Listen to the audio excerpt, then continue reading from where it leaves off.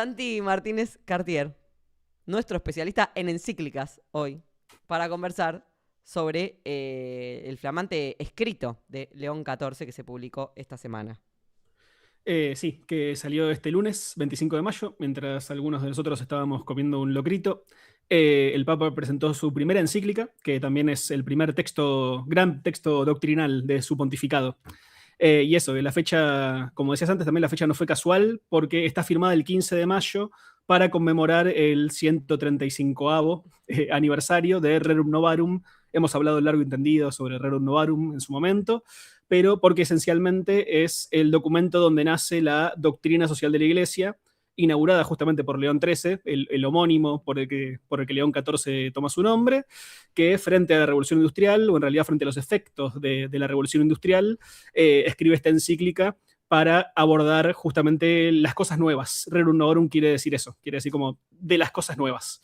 Entonces, León XIV se propone hacer lo propio con sus cosas nuevas, que en este caso serían los magnates tecnológicos de Silicon Valley y la inteligencia artificial. ¿Vos pensás que Eh, estamos en una cuarta revolución industrial como, bueno, como empieza a mm, hipotetizarse o a, eso se mí, puede a saber después? mí- eso igual ya entra en el terreno de la opinión, pero yo todavía no la veo del todo. Yo todavía...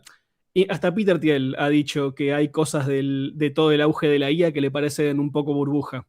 Yo no digo que todo sea burbuja, yo creo que hay procesos que son reales y sobre todo la automatización que se está cobrando un montón de laburos, cosas más técnicas, pero después no sé si va a ser, no sé si culturalmente va a ser tan abismal. Yo creo que también hubo una rápida adopción que generó que eso, que ahora está lleno de publicidades y cosas hechas con IA, pero vos cuando ves la respuesta del público a esas cosas en general es negativa. Entonces, yo creo que todavía no está del todo dicho cómo va a impactar culturalmente sobre todo. Después que se está cobrando laburos, se está cobrando laburos.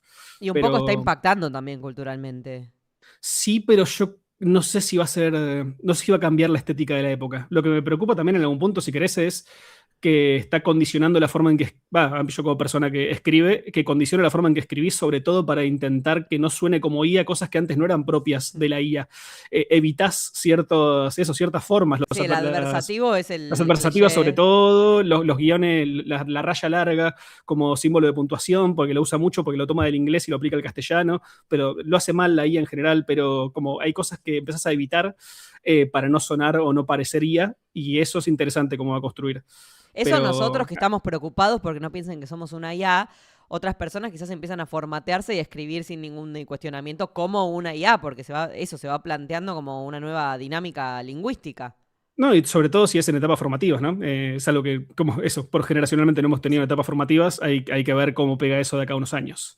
Eh, Pero nada, eso, volviendo al eje, es justamente lo que plantea la encíclica o el foco de la encíclica, lo dice en algún momento, de hecho, dice, este no es un texto sobre tecnología, no es un texto sobre la IA, dice, de eso hay una amplia bibliografía, sino que se trata sobre preservar la dignidad humana ante los avances tecnológicos, por eso se llama Magnífica Humanidad, Me Magnífica encanta, Humanitas. magnífica humanidad, es básicamente toda la deriva de mate este año, ¿eh? Sí, por Como eso, la vimos un poco. el título es Línea Sherman, boluda. Línea Eh, Sherman, chicos, un canal de humanos para humanos, pero escuchame, tengo acá a la Virgen. Línea Sherman. Entonces, si querés, como en resumidas cuestiones, es cómo abordar esta etapa, cómo abordar sobre todo la IA como fenómeno cultural, como fenómeno técnico, más que nada, porque también las aplicaciones militares, la desinformación, se meten todos esos ejes. Cómo abordar esos hechos desde una visión de la doctrina social de la Iglesia, de la doctrina católica, y como lente, como forma de interpretar esos hechos y a partir de eso encontrar respuestas. Eso es el eje central. Eh, ¿Qué época, ¿no? En que las respuestas las encontramos de golpe a través precisamente de esa doctrina social. Antes, no sé, se buscaban a través de. En ese predominio de la ciencia, se buscaban quizás en el capitalismo moderno y en las eras que vivimos nosotros a través de la ciencia. Y fíjate, yo pensaba mucho en eso ayer, ¿no? Como que toda esta deriva de la IA como un máximo desarrollo absoluto, incuestionable, como que fuera lo mejor que le pasó a la humanidad, inevitable y demás es ese paradigma científico como verdad última, llevado a la última consecuencia, y de golpe no es tampoco esa la deriva en la que los humanos evidentemente encuentran todas las respuestas. De hecho, es muy corto, comparado a la historia de la humanidad, es muy corto el periodo en el que fue el paradigma científico. Lo que pasa que también es muy riesgoso entregarse y empezar a habilitar teorías no científicas para regir la humanidad. Hay una fina línea muy delicada Sí. en la que empezamos a caminar, en la que yo misma me doy cuenta que empiezo a caminar, que también trae preguntas, más allá de las preguntas que trae ese cambio tecnológico, las preguntas de qué metodologías o qué paradigmas va a usar la humanidad en este momento para explicarse a sí Y yo misma. creo que también hay algo que pasó que no te digo que es culpa de la ciencia, tal vez de cómo. Sí, no sé, fue el cambio de época, pero algo que ya anunciaban Adorno y Horkheimer en su dialéctica del iluminismo, que decían la ciencia está empezando a cobrar el discurso religioso y a explicarse menos a sí misma, y al hacer eso genera como un absolutismo donde creemos en esto porque lo dice la ciencia. Sí. Y es una cuestión discursiva, de cómo empezó a enunciarse a sí misma desde una lógica religiosa cuando antes era otro el discurso. Entonces, al adoptar ese discurso, genera estas contraculturas que terminan creyendo básicamente en cualquier cosa por no creer el discurso científico. Me estoy refiriendo a tipo terraplanistas, digo, porque cuestionan este absolutismo de me lo dice la ciencia. Pero bueno, nada. Volviendo un poco a esto, al tema que nos compete, también me parece interesante que es, si querés, es la entrada del Vaticano política en el debate mundial sobre la gobernanza de estas tecnologías, que es un debate que es largo y tendido, y de cómo se controlan y de cómo se regulan, y justamente por algo está Peter Thiel acá, a ver si puede venir a ponerse su kiosquito sin que nadie lo regule, ¿no? Pero nada, eso. Si hacemos un repaso Sí. por el contenido de la encíclica, vamos a hacer un repaso macro y después a ver qué dice puntualmente sobre la IA y las nuevas tecnologías, que me parece muy interesante. Pero ya en la primera línea que abre, me parece que define la encíclica entera, porque es justamente qué hacemos con esto. Él lo dice, por supuesto, a través de dos imágenes bíblicas. Dice, la magnífica humanidad que Dios ha creado se encuentra hoy ante una elección decisiva, levantar una nueva torre de Babel o edificar la ciudad donde Dios y la humanidad habiten juntos. Que acá toma, son dos imágenes bíblicas, una de la construcción de la torre de Babel, que él lo relaciona con la pretensión de autosuficiencia de la humanidad, donde se sacrifica la dignidad de las personas en aras de la eficiencia. Entonces, eso es Babel. Y en contraposición pone un pasaje del libro de Nehemías, que es después del exilio babilónico, cuando los persas liberan al pueblo de Israel y vuelven a reconstruir el templo, y habla sobre cómo todas las personas son necesarias para construir una ciudad, desde los sacerdotes, los nobles, hasta los artesanos, los jefes de familia, los hombres, mujeres y jóvenes, como todos desde su lugar deberían colaborar para construir algo juntos. Esa es como las cosas que pone en contraposición. Todo el tiempo va como contraponiendo elementos. Y el tipo dice, estamos en esta encrucijada, si seguimos por el camino de la desregulación absoluta, vamos hacia la Torre de Babel. Esa es como la base, arranca con eso. Después lo que empieza a hacer es, hace una introducción donde, por supuesto, empieza a decir esto de que es un aniversario, de Rerum Novarum, y entonces habla del nacimiento ahí, de la doctrina social de la Iglesia, y cómo a partir de ahí todos los papas en su tiempo fueron abordando desde una perspectiva social en sus propias encíclicas, se hace un recorrido por todas las encíclicas, desde esa hasta la actualidad. Cita mucho a Francisco, por supuesto, a Laudato Si, a Fratelli Tutti, que son sus dos encíclicas más importantes. Cita muchos conceptos de Francisco, la sinodalidad, el poliedro, la casa común, toda esa parte más ambientalista. Mucho énfasis también, por supuesto, en el Concilio Vaticano II, de lo que también hemos hablado largo y tendido. Hay cantidad de material en Picnic Sideral sobre el concilio. Exacto. Ese giro del concilio de los 60, que fue muy importante para la Iglesia, la opción por los pobres, la teología de la liberación, la teología del pueblo acá en Argentina, etcétera, que es la rama de la que mama Francisco. Y después hace un recorrido por los fundamentos de la doctrina social de la Iglesia, el bien común, la dignidad de todos los seres humanos, la solidaridad, y esto le molestaría mucho al presidente, la justicia social. Hay muchos apartados sobre la justicia social, que por las dudas también, aclaración, no es un concepto jesuita, que después retoman en Rerum Novarum, pero es un jesuita de Luigi Taparelli, es el concepto. Y promueve a través de todos estos ejes, fundamentos y principios, el desarrollo humano integral, que justamente es eso, que el humano solo puede realizarse si se desarrolla económicamente, pero también socialmente, pero también espiritualmente, que si no se desarrolla en todos los ejes, es un desarrollo ingrato. Entonces el desarrollo humano debería ser integral. Y acá pasamos, después de toda esta introducción, donde hace el recorrido del prisma del que va a abordar estos temas, que es la doctrina social de la Iglesia y toda su tradición, pasamos a la IA. Y el título de Ivy es full línea Sherman. El título es Me La admira grandeza. muchísimo. León 14 me admira Sí, sí. muchísimo. Y de hecho, en un momento dice algo que vos dijiste el otro día en el programa. A ver. Pero eso lo tengo un poquito más adelante. Bueno. Pero el título del cuarto capítulo, si no me equivoco, es La grandeza de la persona humana ante las promesas de la IA. Y esa es como el que encapsula todo lo que empieza a desarrollar después. Pero les voy a leer, hay un par de parrafitos que me parece importante, solamente para este parrafito, que dice que frente a esta concentración de poder en el mundo digital, los grandes principios de la doctrina social se convierten en criterio para juzgar y discernir el nuevo escenario. Estos principios exigen verificar si el poder de las infraestructuras digitales y de los algoritmos favorece realmente la participación y la responsabilidad, protege a los más vulnerables y asegura el acceso equitativo a las oportunidades y ordena el bien de todos. Claramente cosas que no hace. Entonces es cómo abordamos justamente, si vemos que no está haciendo lo que la doctrina social debería decir que haga, es que hay un montón de cosas para reponer y a partir de ahí empieza como a enumerar, ¿no? Sí, la idea de bien común no es de lo que predomina entre los tecnófilos amantes del desarrollo a cualquier costo, ¿no? Y hasta ahora, bueno, no parece ser algo que se oriente a que el humano se desarrolle, es algo que se orienta centralización total de la riqueza en unos pocos magnates, que la mayoría de los trabajadores sobren y sean tirados a la basura y que los que queden adentro estén sobreexplotados cumpliendo muchísimas más tareas gracias a que existe la inteligencia artificial. Entonces, hasta ahora la promesa tecnológica, que es una promesa también, no sé, como hasta desde el marxismo, de donde quiera, de lo más anticapitalista que fuera, la promesa tecnológica de que al incrementar la productividad se necesitan menos horas de trabajo y por lo tanto quedarían en términos capitalistas necesitan menos laburantes específicamente. En términos marxistas quedaría precisamente ese tiempo para dedicarse también al ocio, a la meditación, a la creación. Bueno, no se está verificando. Eso claramente, a los que les queda el tiempo para el ocio y la creación es porque no tienen laburo, no tienen ingresos, no tienen el pan. Y a los que tienen el pan es porque quedan sobreexplotados. Esa es la propuesta hasta el momento de este modelo que se está adoptando como a ciegas, sin importar hacia dónde va. 100%. También en un momento dice exactamente eso. Dice que este modelo, si se profundiza en el sentido al que vamos, simplemente va a generar una grieta cada vez más grande entre ricos y pobres y que si no hay todo este eje de solidaridad entre cada una de las capas sociales, vamos al abismo. Es un poco eso. Lo que te decía la línea Sherman es esto. Mirá, acá dice: pedir prudencia, controles rigurosos y en ocasiones también una ralentización en la adopción de la IA no significa estar en contra del progreso, sino ejercitar un cuidado responsable hacia la familia humana. Esa es la línea 100%, que lo dijiste con otras palabras, pero lo dijiste el otro día, Mate Central.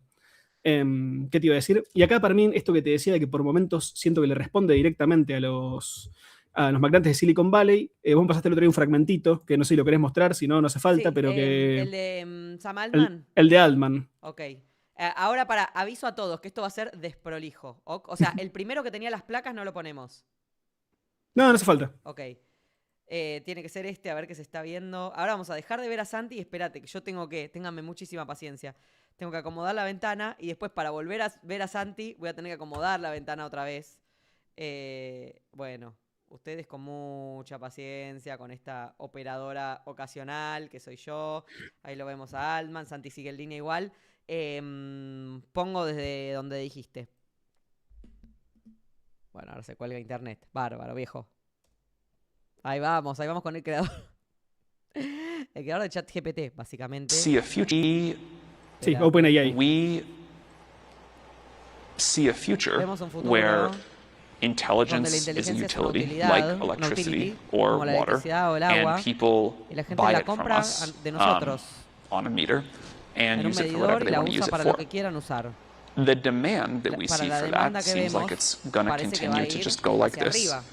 And sí, con eso estamos. If we don't have enough, el concepto central de lo que dice Altman es que planea empezar a vender inteligencia como si fuese un servicio público, como si te pongo un medidor de gas y te vendo inteligencia por el minuto que lo uses. Sí. Y justamente como respuesta, si querés, lo que plantea el León 14 dice, lo que podemos decir es que hay que evitar el equívoco de equiparar esta inteligencia a la humana que estos son sistemas que imitan ciertas funciones de la inteligencia humana, pero no maduran, no tienen conciencia moral, no tienen control sobre lo que hacen, solo analizan y repiten datos, y la única capacidad que tienen es repetir cosas que ya existían. Yo estaba pensando mucho en eso también, en base a este fragmento, ¿no? De que se acaba, lo dije ayer, bueno, no importa, está el recorte, tampoco me quiero redundar, pero se acaba la posibilidad de creación hacia adelante.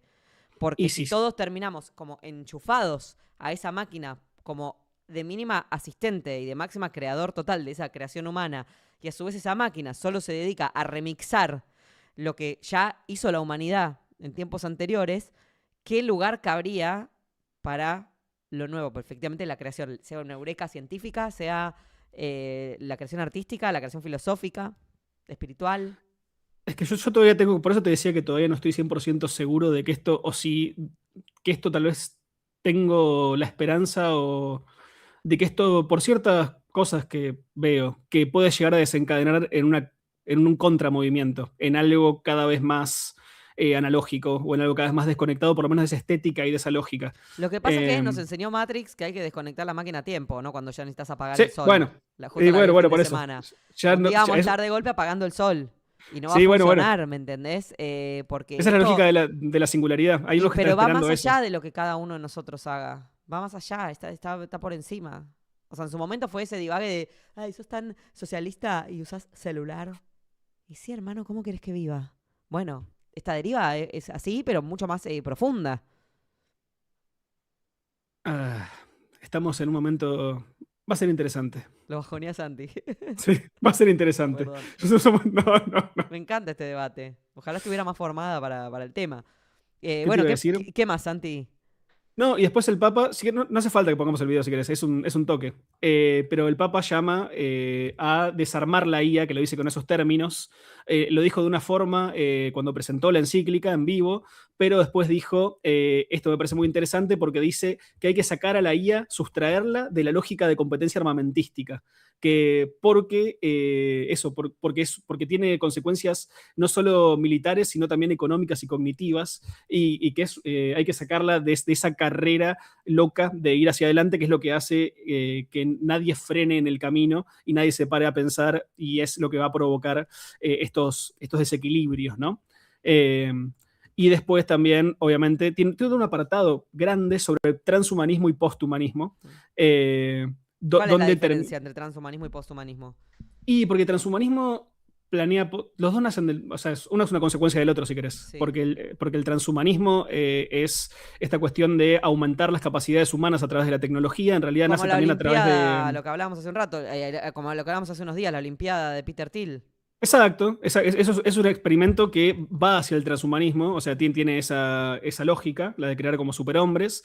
Hay casos de cyborgs reales. Está el loco este que se instaló una antena que es daltónico para supuestamente captar las vibraciones y traducirlas a colores. Hay toda una línea de cyborgs que serían considerados, o sea, ejemplos de transhumanismo explícito. También, obviamente, Neuralink de Elon Musk, eso es transhumanismo. Aumentaciones a tu ser humano natural. Es un poco eso. Y después, pero en realidad nace también a partir de una teoría que también decía que habría que hibridar al hombre al ser humano con las plantas y los animales. Empieza como por ahí, después empieza a hacer con más injertos tecnológicos, cyborg, etc. Y posthumanismo planea justamente una etapa posterior donde lo humano como esencia ya no exista y ya estemos en una etapa donde ya estamos hibridados con todo el resto de eso, con todo el resto con la tecnología, pero también con lo animal, o también con lo herbóreo, como una suerte de estado posthumano. Pero nada de eso, claramente exponentes del... ¿Cómo se llama? Exponente del transhumanismo, Musk y Thiel, ambos, que Thiel tiene todas esas teorías para trascender la muerte, sobre todo. Bueno, es Thiel, una cosa muy de persona con mucha guita, ¿viste? A la que la vida no le puede decir que no en ningún aspecto. Yo lo vengo pensando, no me quiero ir de tema tampoco, muy breve, lo vengo pensando respecto a los vientres subrogados, ¿no? Sí. Que, bueno, es complicado el tema, no quiero decir algo fuera de lugar, pienso las peores cosas sobre eso. Y decís, la vida te dijo que no a algo. Y vos tenés que poder lidiar con que a veces la vida te dice que no. O perdés un ser querido o algo no es tu posibilidad y tenés que buscar otros caminos que no son estrictamente comprarte un bebé. Bueno, Sí, yo también estuvimos hablando de todo lo que es... Muy de sí. gente muy rica que no puede con que simplemente algunas cosas no te van a pasar. Te vas a morir. Y en eso sí sos igual al pobre. Vas a tener seguramente mejores tratamientos, quizás te mueras más viejo, más confortable. Obviamente no es igual la muerte para todos. Pero lo que no es igual es que nos vamos a morir. Y no te podés escapar de eso. Y no soportan ese no de la existencia humana, que es precisamente lo que nos hace humanos. Bueno. No, y porque ellos son especiales también. Sí. Ahora que las tienen todas, también dicen, bueno, yo no me voy a morir. Peter está en esa. Está 100% en esa. Él todavía cree que no se va a morir. Ya veremos cómo. Sí, linda etapa. Bueno, si querés pasamos ya para ir orientando... ¿qué te iba a decir? Porque también está el eje Anthropic, que para mí tiene varias cosas para decir. Porque por un lado yo siento que en un momento de la encíclica, también para ir cerrando un poco con los contenidos, después nada, o sea, la línea es un poco lo que dijimos, la línea general de la encíclica es esto de, es una herramienta, hay que regularla para que no se vaya de mambo. Esa es la línea general, con eso, perspectiva, doctrina social de la iglesia, etc. Pero, yendo a lo de Anthropic, hay un momento donde habla sobre que hay algunos que evocan la moral para seguir desarrollando esta tecnología y que le asocian valores humanos y que eso, que es como una suerte de imponen su visión moral sobre el desarrollo de la IA, pero eso no deja de ser una fachada y que detrás de eso la infraestructura de los sistemas puede seguir creciendo y puede seguir desbocándose. Y hay un poco de eso en Anthropic, que Anthropic es la compañía que está tratando de ser como el parangón moral. Y ya desde el nombre que eligió, ¿no? Como es una lógica de ponerse más cerca de lo humano, ¿no? El prefijo anthrop. Exacto. Sí, como un eje humano. Pero al final hacen de... Lo jodíamos el otro día, literalmente bien con Dios y con el diablo. O sea, se asocian, ¿cómo se asocian con el Vaticano, pero a la vez están vendiendo... Sí, eso. Estuvo Chris Olah, que es el fundador de uno de los el cofundador de Anthropic. El fundador es Dario Amodei, que es el que se va de OpenAI. Es que estuvo ahí, declaró junto al Papa, declaró sobre eso. Voces morales, que los incentivos comerciales no puedan doblegar. Habló sobre la industria tecnológica que necesita como estas... Dale, lo tenemos, sí. Podemos verlo. Es el último, ¿no? Es el último, sí. El último. Ahí está, esperen que encuadro. Está casi encuadrado esto, Ay, tengan un poco de paciencia, amigos. Tengan un poco de paciencia. A ver. Esperen que me tiene de hija OS. Ahí está, transición. Y ahora le pongo volumen y lo escuchamos. I want to begin with something that may sound strange coming from the co-founder of an AI company. Del cofundador de una empresa de inteligencia artificial. Y alguien que eligió este trabajo por el deseo de contribuir al bienestar de la humanidad. Necesitamos más voces morales que los incentivos no pueden tener. Necesitamos que más gente en el mundo, que más comunidades religiosas, sociedad civil, académicas, gobiernos y de hecho todas las personas de buena voluntad hagan lo que su santidad ha hecho aquí, tomárselo en serio, observar de cerca e impulsar los acontecimientos en una dirección mejor. Necesitamos críticos formados que digan a los laboratorios cuando estamos fallando. Necesitamos voces morales que los incentivos no puedan doblegar. O sea, está haciendo un llamado a moderar lo que su propia compañía no modera. Sí. No, es que en realidad, oficialmente, Anthropic está, o sea, dejó de trabajar con el gobierno de Estados Unidos, siguen haciendo migración de datos y etcétera, así que muchos procesos siguen estando, por eso se dice que en los bombardeos de Irán todavía se usaba Claude en ciertas etapas de automatización, pero justamente están en crisis con el gobierno de Estados Unidos, están con demandas públicas, pero están laburando con lo que iba también con esto, se hacen mucho los humanistas, pero están laburando con Elon Musk, que tal vez sea uno de los principales transhumanistas. Y firmaron un acuerdo hace poco para ampliar la capacidad del procesamiento de IA de Anthropic en unos data centers que tiene SpaceX. Y que el objetivo final de esta asociación es tener data centers orbitales, que es tener una suerte de constelación de satélites, de centros de datos orbitando la Tierra para procesar sistemas de inteligencia artificial. Colonizar también el espacio exterior. Sí. Él ya tiene sus buenos satélites, ¿eh? ¿Vos sabías que los avistamientos de ovnis en Argentina subieron no sé cuánto por ciento de que está Starlink? Porque todo el mundo ve los satélites ahí alineados y sí, lógico. Y claro. Che, entre paréntesis, si están acá por el motivo que sea, déjenle like al video. Y si no conocían el canal y llegaron por otro motivo, suscríbanse. Tiene una lista de inteligencia artificial también para ver distintos contenidos sobre el tema. Perdón, Santi. Bueno, no, por supuesto. Y sobre esto, lo que se anda diciendo por ahí es que es un poco una estrategia de relaciones públicas de Anthropic y de control de daños, en un momento donde están con 2 demandas contra el gobierno de los Estados Unidos, después de todo el escándalo de principio de año, y están un poco en busca de aliados. Entonces, tener al Papa diciendo estas cosas es un poco el Papa diciendo Anthropic tenía razón, por lo menos, y frente a un montón de gente, en una encíclica que está leyendo todo el mundo, hay que decirlo, el mundo laico. Entonces también es para negociar mejor, entonces. Una movida de relaciones públicas. Les convenía un poco a las dos partes, sí. y el Papa en la carta en todo el tiempo dice: yo también estoy viendo a los que se hacen, a los que van a guiar la moral, y para los que están en esa son ellos. ¿Vos cuál usas, Santi? De IA.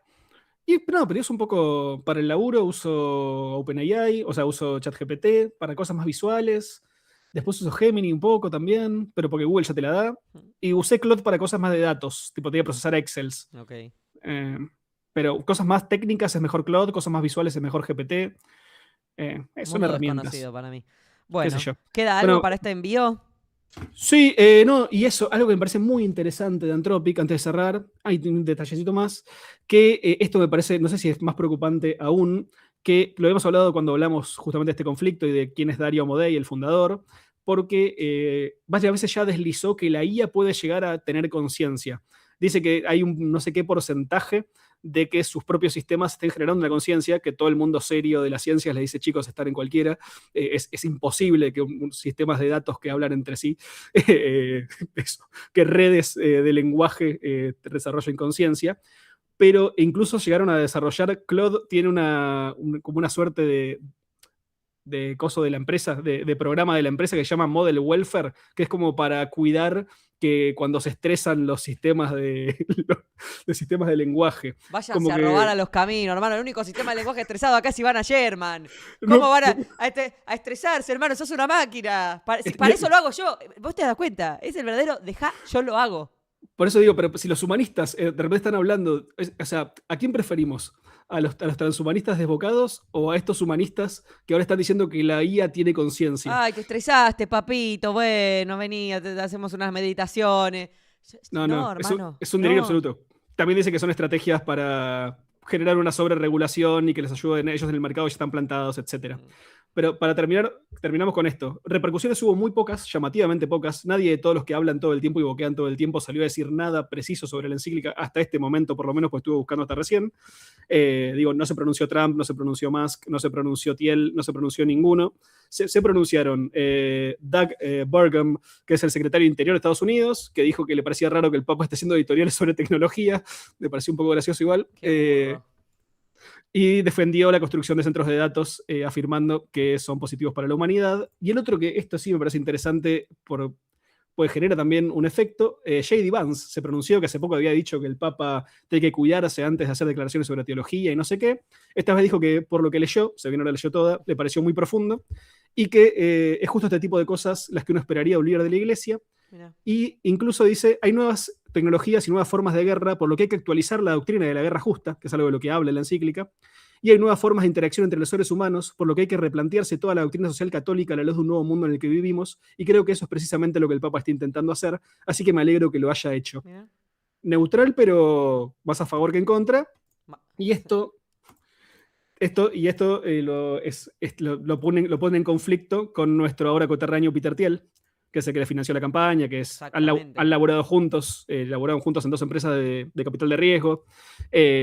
Y Peter Thiel ya expresó públicamente que le preocupa que Vance esté demasiado cerca del Papa. De hecho, Thiel es el que le presenta a René Girard, que es este antropólogo católico que le gusta tanto a Vance, y Vance se vuelve católico un poco por Girard. Y ahora Thiel está diciendo... que es este Vance. Sí, veo que va para todo. Otro día que es católico, al otro no sé qué... Bueno, hermano, tenés un poco de personalidad, buscá dentro tuyo, algo tiene que haber que sea más genuino. ¿Y sabías que él dijo que Trump era el anticristo de Estados Unidos? No el anticristo, bueno. Sí, creo que sí, que dijo que era el anticristo de Estados Unidos. Y después le pidió perdón, se juntaron, Thiel lo juntó, y el Trump vice. no se hace problema en eso. En ese sentido no se hace problema. Así que nada, lo que puede ser interesante también de esto es ver qué pasa con la relación Vance-Thiel a partir de su cercanía con el Papa, que Thiel ya ha dicho que el Papa podía llegar a manifestarse, el anticristo podía llegar a manifestarse bajo la forma de un Papa. Así que con eso estamos. Este canal, que está hecho íntegramente por humanos y que tiene el compromiso de no delegar las tareas cognitivas, al menos esas en la inteligencia artificial, lo bancan ustedes. Si les gustan nuestros contenidos, en nuestra web, que es somosmate.ar, idealmente hacen una suscripción mensual y con eso se solventa este medio, con el compromiso de que las cuestiones cognitivas las vamos a hacer nosotros y no el chat GPT. Gracias, Santi, sos espectacular.